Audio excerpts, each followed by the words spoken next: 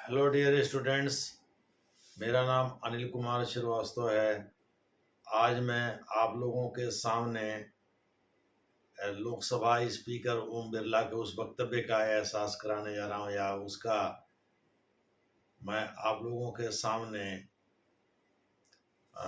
उसकी बात करने जा रहा हूँ, जिसमें उन्होंने कहा कि भाई लोकसभा में ट्रांसलेशन सर्विसेज यानी रूपांतरण सेवा पहले 10 भाषाओं में, जिसमें असमी, बंगाली भी उपलब्ध थी, उन्हें अब 6 भाषाओं तक बढ़ाया जा रहा है।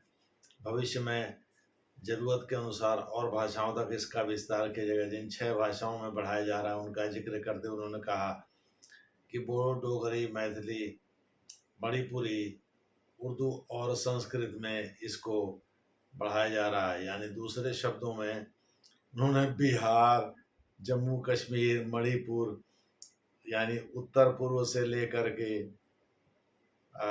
सब आप कह सकते हैं बिहार वगैरह को भी शामिल कर लिया, और संस्कृत को शामिल करके अपने परंपरागत होने यानी ट्रेडिशनलिस्ट होने का भी एहसास कराया।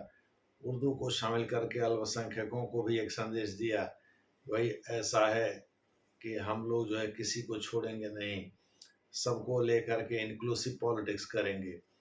मोटे तौर पर मोदी जी अपने दूसरे कार्यकाल के दौरान सबका साथ, सबका विश्वास, सबका विकास, सबका विश्वास, सबका प्रयास जैसे नारे लगाते थे, वो आजकल बंद हैं जब से लोकसभा में उनकी सीटें कम हो गई हैं।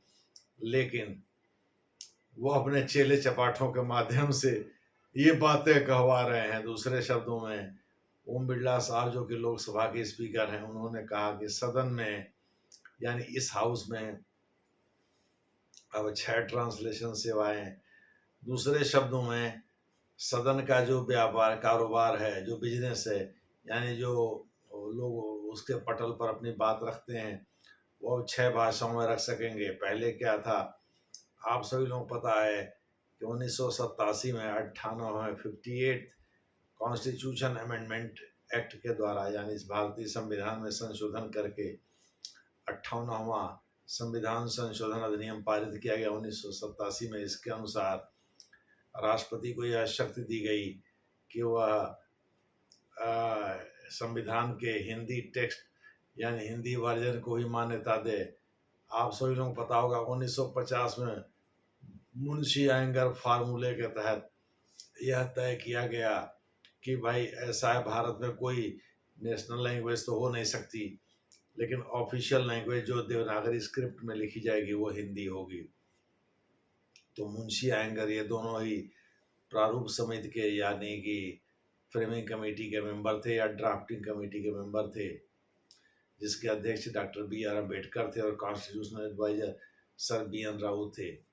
दूसरे शब्दों में के.एम. मुंशी, कन्हैया लाल, मणिक लाल मुंशी और N. गोपाल स्वामी अयंगर, जो कि जम्मू कश्मीर राजा के दीवान थे, और के.एम. मुंशी साहब जो गुजरात से आते थे, जाने वाले वकील थे, ये दोनों प्रारूप समिति के सदस्य थे।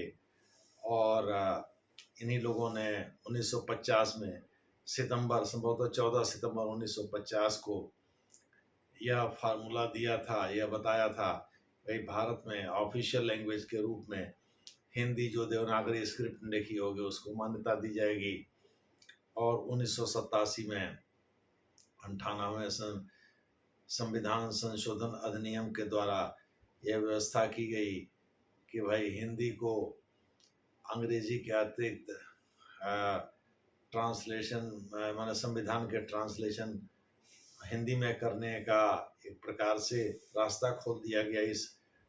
इसके अनुसार यानी राष्ट्रपति को अधिकार होगा कि वह हिंदी में इसका अनुवाद करवाएं, यानी इसका वर्जन जारी करवाएं अंग्रेजी का अतिरिक्त। दूसरे शब्दों में जो सिग्नेचर वगैरह उस समय संविधान सभा के सदस्य किए थे, वो सिग्नेचर एज इट इज रहेंगे, बस टेक्स्ट हिंदी में होगा।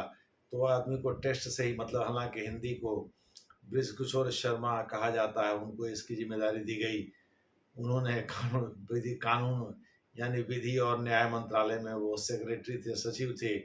उन्होंने क्या किया कि उसी नाम से, जिस नाम से डी टी बसु साहब अंग्रेजी में किताब लिखे हुए हैं, an introduction to the Indian constitution, उसी नाम से आपने भी एक पुस्तक निकाली।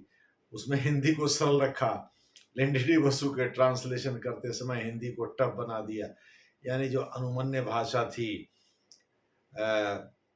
संविधान की, उसको उसमें डाल दिया। अब वो बड़े बड़ों का पसीना छूट जाता, हिंदी माध्यम के लड़के उसको पढ़ने से भागते हैं। और वो इसलिए उन्होंने ऐसा किया था कि उनकी खुद की किताब बिक सके और डी टी बसु की किताब जो है उतनी ना बिके। और वही होता हुआ, सच्चाई भी वही है, यही होता भी है। एक्चुअली ज़्यादातर बच्चे तो एम लक्ष्मीकांत जो गाइड है उसकी पुस्तक पढ़ते हैं, सिविल सेवा की तैयारी करने वाले बच्चे। और वैसे भी सिविल सेवा में सुझाव दिया जाता है कि भाई एक पुस्तक को आप 20 बार पढ़िए, बजाय 20 पुस्तक को एक बार पढ़ने के। यानी आपको कॉमा फुल स्टॉप सब याद हो जाना चाहिए, इस तरह से पढ़ाई करिए। खैर, ये तो बात रही लोकसभा अध्यक्ष के वक्तव्य की और संविधान में संशोधन की। 1987 में जो हुआ या 1950 में जो कमेटी बनी थी उसकी अध्यक्षता ऑफिशियल लैंग्वेज के रूप में हिंदी को मान्यता देने की। 394 के अंतर्गत इसको रखा गया, भाग 22 के अंतर्गत 394A के अंतर्गत रखा गया है कि भाई ऐसा हिंदी को ऑफिशियल लैंग्वेज के रूप में, या जो ऑथोरिटेटिव टेक्स्ट है, ऑफिशियल नहीं, ऑथोरिटेटिव टेक्स्ट के रूप में हिंदी को जो मान्यता दी गई है अंग्रेजी का अतिरिक्त, यानी संविधान का हिंदी में अनुवाद कराने के जो अधिकार राष्ट्रपति को दिया गया उसे 394A के अंतर्गत भाग 22 के अंतर्गत रखा गया है। दूसरे शब्दों में भाग 22 के अंतर्गत ये व्यवस्था है कि 22 के अंतर्गत ये व्यवस्था है कि अनुच्छेद 394 के अंतर्गत ऑथोरिटेटिव टेक्स्ट को, यानी जो मान्यता प्राप्त टेक्स्ट है संविधान का, उसको पब्लिश करने की अनुमति दी जाएगी। तो अब पहले तब अंग्रेजी में ही केवल था, अब तो हिंदी में 1987 में संविधान संशोधन करके उसको हिंदी में भी कर दिया। इसके लिए 394A जोड़ा गया। इसमें किसी की कोई आपत्ति भी नहीं होगी।